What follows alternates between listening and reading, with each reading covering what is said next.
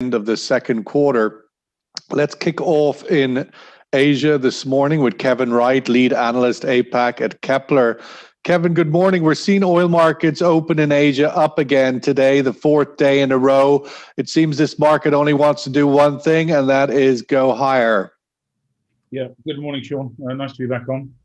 Yeah, you're absolutely right. I think, on your daily sort of summary for your panelists and your participants, you hit the nail on the head. People are nervous about the possibility of the US-Iran deal getting done in time, and potentially even getting done at all. I know we've talked about it here, and you've done the survey question on that very specific topic in the past, and that's just giving strength. Just before we came on air, I was looking at the structure, and you've got almost 60 cents of backwardation now between the front two contracts on Brent. So clearly there is, like you say, there's just that belief in the strength of the market. And is that justified within Asia? There has been a sense of a possible Asia wobble. Everybody, US is dominating the demand headlines. Asia's gone a bit quiet. Is it just business as usual there, or is there a dip? It's very interesting. I think there's undeniably a dip because we're seeing some lockdowns across the region. We're seeing restrictions across the region. But again, referring to your daily digest, I read that India's Q1 GDP growth was 7.1% versus last year. So, and that's in a period when India's lockdown has been incredibly strict. So that says to me, if that GDP can grow despite those restrictions on daily life, that's got to be a bullish sign, hasn't it?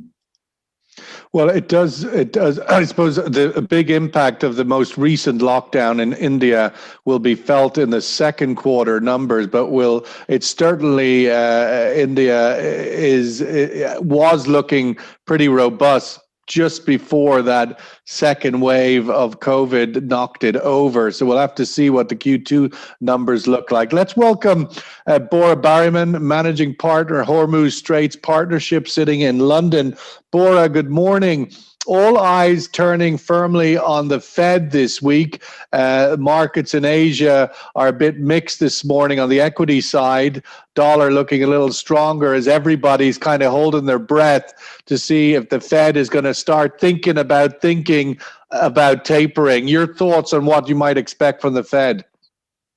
Well, last I checked, I think the Fed was not thinking about thinking, but did we just had a 5% inflation number come out for May. That's a pretty scary number. Exactly. The question is, why is this dovish stand so, let's say, strongly rooted? And in contrast to the government's own data, the 5% inflation figure, Fed Chairman Powell and Secretary Yellen continue to see deflation as a threat. So it's looming there, and I don't know why that is. Perhaps it's a fear of a COVID comeback or some other factor derailing the economy. But right now there is no real counterweight on asset inflation, really. So asset inflation is viewed by many investors as that, let's say, hedge against inflation. Into the commodities, into gold, etc. And how do we prosper in this climate? How do companies prosper? Well, they have to look at their pricing power. Can they set their own prices? Can they control input costs? Can they drive toward lower labor intensity? You see the sort of tech industries and the automated industries very strong on that point.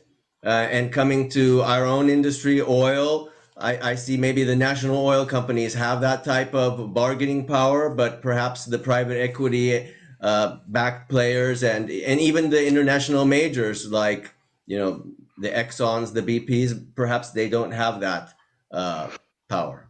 Bora, if we get the Fed sort of maintaining their mantra that there's nothing here to look at, i.e. 5% inflation is nothing, there's a potential that could be a big push upward for commodities, oil included. I agree with that. I see that the global economy is undisputably hot, right? The G7 especially countries, the US. The G7 countries are able to create fiscal and monetary expansion. And they have the luxury of lockdowns. The feeling here in the UK is that the economy is doing well, and why don't we give it another 4 weeks? But there is not this sort of economic gloom hanging over us. And these are also the countries that have a very effective vaccine expansion rollout schemes. And along with China and India, we have the cylinders all hitting that hot range of activity. And simply put, there's more money and it's supporting consumption. But let me say this final note, we still have a K-shaped recovery because the developing countries have not had the same progress in vaccination. And perhaps, they are unable to pull off this developed country trick of buying their government's own debt without consequences. And there you go, the inflation that is occurring really pinches on the lower income segments of those countries. So I think food and energy inflation will be a challenge for the world, especially the Asia and Africa, which are very important for global growth prospects. Well, it is worth noting that it has been defined as a famine emerging in Ethiopia and also in possible other areas of Africa. And one of the major challenges is the logistics of getting relief in there.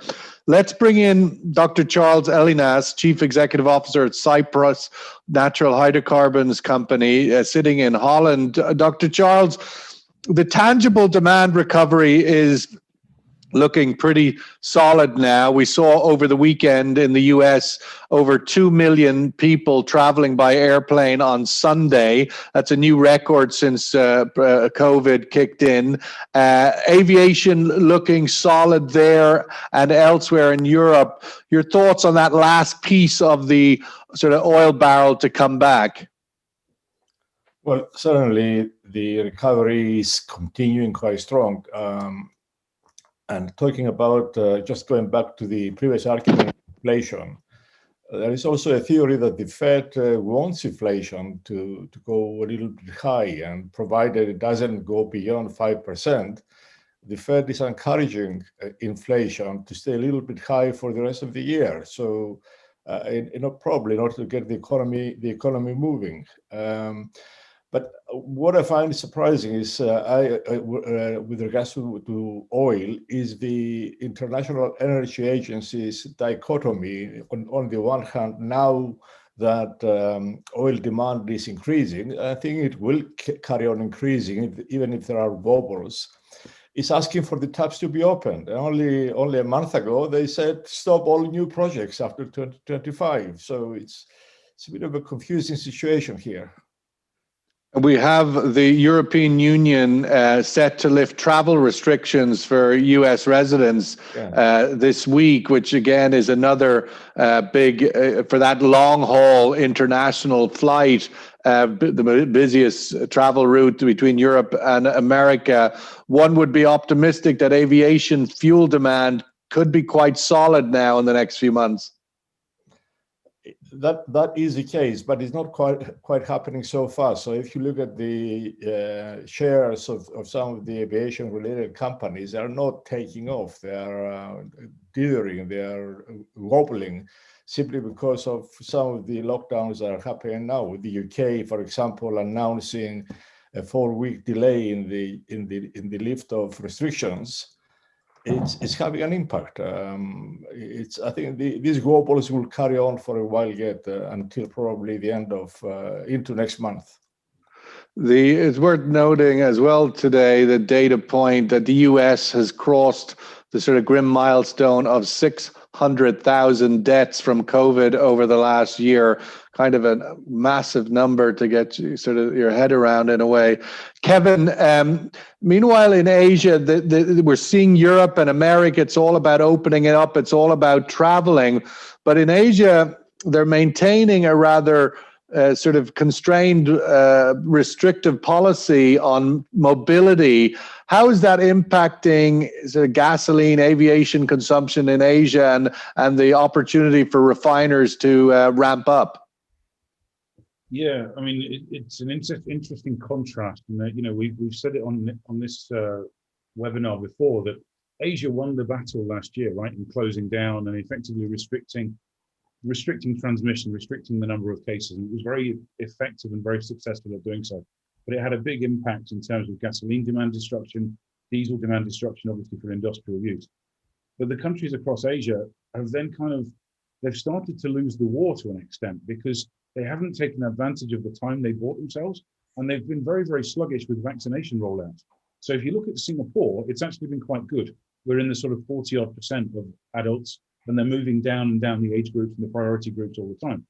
But the countries that Singapore serves as a hub, and therefore that really sort of keep Singapore going, are very, very slow.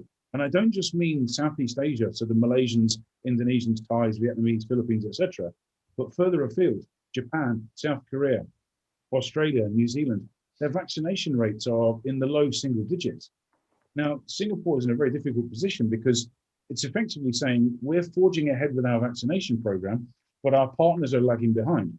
And I keep asking myself, for Singapore, they have to forge ahead. They have to use the crutch of vaccination that they've created and allow themselves to move forward. Now, what that's doing in terms of jet fuel demand, I mean, I was just looking at Emirates in particular earlier, not so much on Asia, but I was looking at the Emirates yearly reports, or yearly results rather.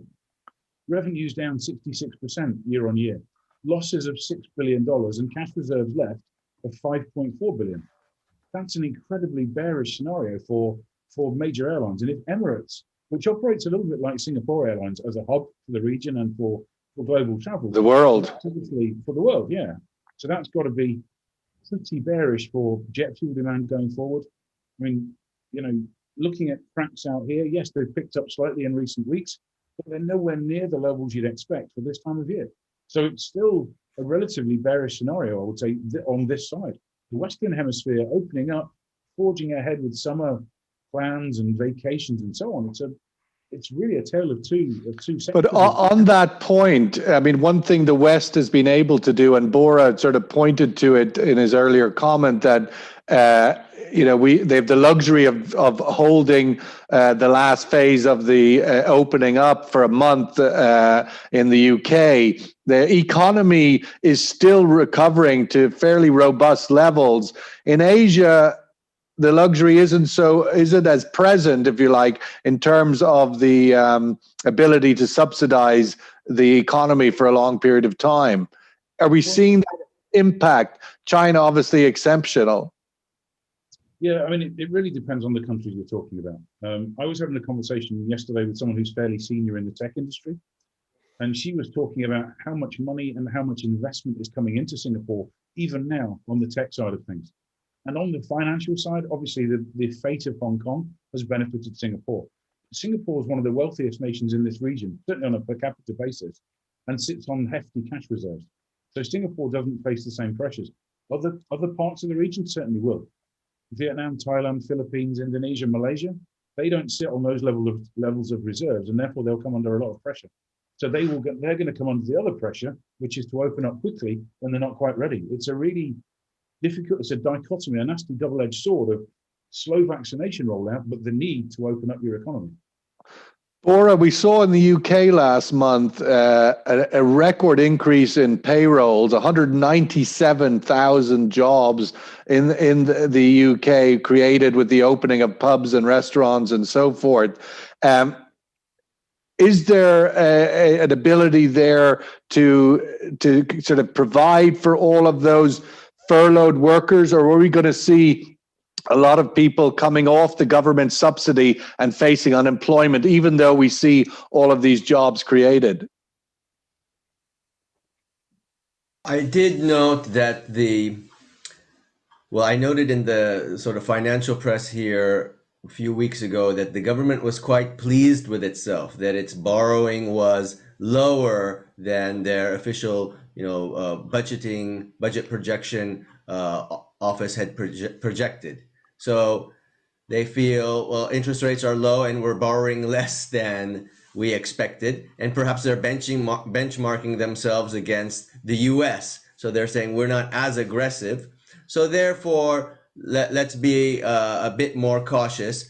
I do believe that Boris is a bit of a Clintonian, Bill Clintonian. He likes to triangulate between, his opposition and his own right wing and sort of go for the middle position. And this is a bit of a middle position. He talks about opening up and there should never be another lockdown, but it seems like this opening is further delayed based on the precautionary principle. He's getting, let's say, cover by his scientists, right? That academia of scientists, the scientific advice suggests that flattening the curve remains relevant.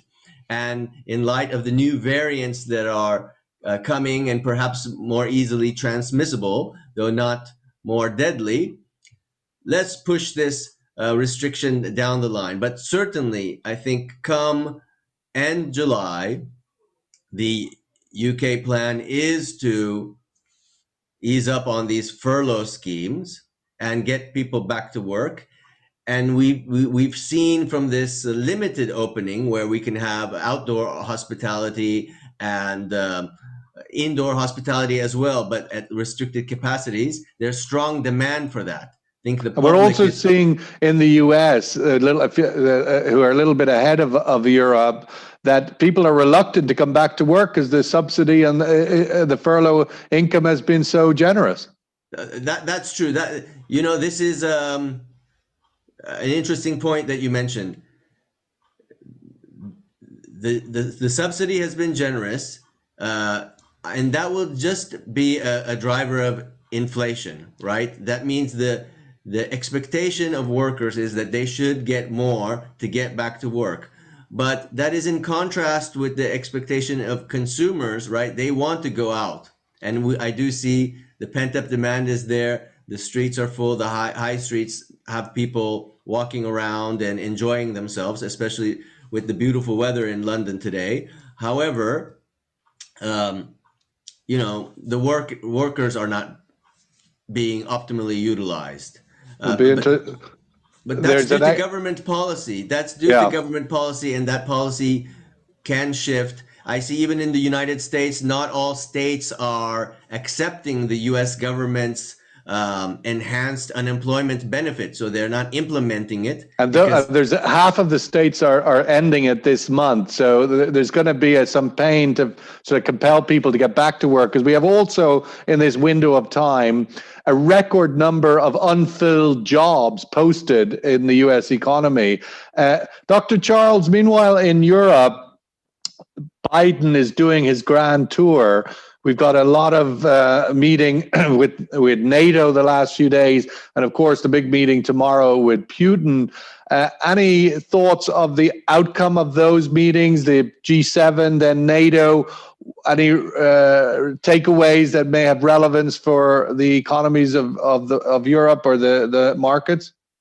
Well, certainly, with Biden reestablishing his leadership of the Western world, he has given assurance to everybody. I mean, the win from these meetings is that the rest of the Western world feels reassured now that they now have the leadership of the United States, and Biden, from that point of view, has been quite successful.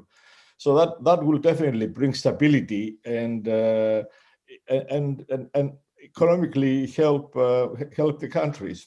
Does that carry through into East Med and Turkey and Cyprus? Well, that's what I was going to say. From my own part of the world, it's amazing how Erdogan, under the threat of meeting Biden, turned on the charm. So he turned up in Brussels friendly to everybody. He was great friends to Greece's Prime Minister Mitsotakis. They finished the meeting smiling and loving each other.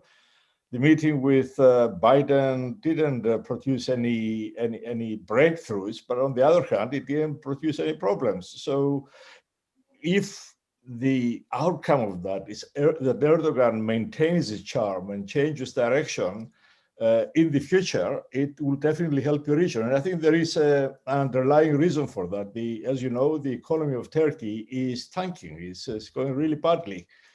And the architect of that failure is Erdogan himself. So he realized that China and Russia are not going to save his economy. If his economy is to be saved, is through the West, through Europe, through the United States. So does Biden go into the meeting tomorrow with Putin, essentially as the tip of the pyramid of all of the G7, NATO? So he steps into that meeting a much more powerful figure than maybe Trump did, who sort of brushed aside all of his multilateral relationships. Absolutely, that is the case. And because Biden is going to turn out the meeting from a position of strength, I believe he's going to have a pragmatic meeting with Putin. It's not going to be an adversarial meeting. It's going to be a meeting of pragmatism and building some sort of bridges for the future, which is going to, because at the end of the day, NATO is highly concerned at the potential of Russia and China getting even closer together. So Biden will probably try to prise Russia a little bit away from that eventuality. So altogether, I believe Biden's visit to Europe has been very successful. On that, Kevin, the big headline out of Asia this morning is the China reaction. China warns NATO it won't sit back if challenged. It's not often you see a headline like that, but it seems we're getting more and more adversarial between the West and China. Your thoughts on that? Excuse me. I think the expectation of any other kind of response was just unrealistic. China is increasingly... I mean, in the past, China might have said nothing, this occasion. Yeah, but I think, if you look at the trend, the increasing sort of saber rattling and the kind of rhetoric that's coming out of Beijing, and then you look at the trend in sort of personnel, right? The diplomats and the ambassadors that have been sent out around the world are now much more aggressive, much more sort of pro-Beijing. I mean, obviously they're always going to be pro-Beijing, but they're much more openly aggressive about defending their interests. And you see, I think his name is Zhao Lijian in Beijing itself, talking in very aggressive terms about their response to the G7, to NATO, to the US, moving around the Taiwan Strait, et cetera, et cetera. So any other expectation was just unrealistic. I think, China is willing to step up and say, yeah, if you want some, come and have some, Oh, God. Let's hope not. Let's get the survey question on and give everybody a chance to have a view on this recovery narrative. The TSA, the body that screens aviation travelers in the US, recorded over 1 million, 2.1 million on Sunday, highest number since March 2020. Question is, aviation travel will return to pre-COVID levels in the US and EU by the end of 2021. There was a long period over the last 6 or 8 months when nobody really felt this was going to happen, but it's coming back fast in America, and Europe isn't too far behind. So by the end of 2021, will we see aviation travel and hence aviation fuel back to pre-COVID levels? Agree or disagree with that statement? Welcome your thoughts. Bora, as we look ahead to the rest of the week, we see that the dollar is making a slight recovery at a near 1 month high ahead of the Fed meeting. What role is the dollar weakness playing in this macro picture at the moment, do you think? Because we're not hearing too many moans out of India and other emerging markets at these high commodity oil price levels, as we heard only a month or two ago at $60, $65. Well, I think a lot of the emerging markets would prefer a stronger dollar, and perhaps the fact that it's recovering a bit could be a positive for their exports. But given the price of commodities and oil, would the lower price on the dollar not be supportive at this time when all commodities seem to be at near 10-year highs, except oil, but others? Yeah, it's a bit of it's a bit there's multiple factors. You're right. For the poorer ones, I think it is certainly a challenge, especially if you're very import dependent. If you're like these China, etc., perhaps a stronger dollar helps them mitigate inflationary effects. So, yeah. Kevin, outlook for the rest of the week, and I'm particularly interested in where you're seeing shipping at the moment, where Kepler is pointing its magic little data. There's a lot of congestion still at the U.S. West Coast. What's the outlook in Asia? Yeah, I mean, just before I go on to that, because it is an interesting situation, we actually, as Kepler, have a webinar this week where we're looking at the commodity super cycle. And one of the conclusions, and I don't want to sort of spoil the story before it's done, but one of the conclusions is that yes, some commodities are doing exceptionally well, iron ore, copper, etc. But oil is very far from in a super cycle. It's a very different scenario at the moment. But coming back to the question about is there any particular reason you guys have identified for that? Why oil is not participating in that? Even LNG seems to be enjoying elevated levels. Yeah, as I say, it's more about other commodities are probably doing better relative to oil and LNG. I mean, even LNG is a good story, but if you look at the iron ore at the sort of $200 per ton level, you look at copper and constantly sort of setting new records and no sign of additional supply. Whereas the oil cycle really is based around constraint of supply, right? These levels that we're talking about at the moment really have been achieved off the back of OPEC plus cuts. So if you know that there is additional supply that can come onto the market at any time, that's really sort of saying the market knows that this strength is artificial, and therefore it's not really a super cycle in the same way. So that's really the sort of point that we're making. But as I say, my guys in London and Houston are doing that on Thursday. So it's I've registered to attend. Let's give the survey result and Dr. Charles the last word this morning. Aviation travel returned to pre-COVID. Disagree 2-1 on that. Dr. Charles, we've talked before about the appetite of the oil majors to come back and invest in the East Med, and we've seen just overnight the decision in the US. The Supreme Court rejected the big oil companies' appeal to move a climate lawsuit that they're facing in California into the federal courts. And inevitably, just one of what is a string of losses that they're currently facing on the climate front. But at the same time, we've had a story this week where they're all competing heavily to get back into Qatar LNG. I'm just wondering, from your perspective, as we emerge into this new price point, will the appetite for majors, you think, return for E&P CapEx spending? I think they will return into in terms of large projects like Qatar, for example. But overall, they will not. They will maintain spending, keep spending down, because even the majors realize that if they're going to maintain the interest of their investors and stem this attack on them on climate grounds, they need to maintain their dividends. Their dividends cannot be restored just by the oil price. They also need to keep spending down. So ExxonMobil will concentrate, will spend, but not as much as before, and will spend on large projects like Guyana, but not East Med. East Med. I suppose Qatar LNG is about as safe a bet as you can make. Absolutely. There isn't a lot of risk in that one. Okay, well, let's wrap it up there. I think the big question for the next few days will be obviously the Fed meeting today. Will we hear them thinking of tapering, or will we remain in this fairly drunken punch bowl, or as I now call it, the punch swimming pool, and commodities could get another big lift to the upside if that is the case coming out of this Fed meeting? Bora Barryman, thank you so much. Sitting in London, Dr. Charles in Holland, Kevin in Singapore. Really appreciate your thoughts and insights today. And again, just a reminder on the screen at the moment for mark your calendar, first meeting of oil markets event in October 4th, 5th in Fujairah.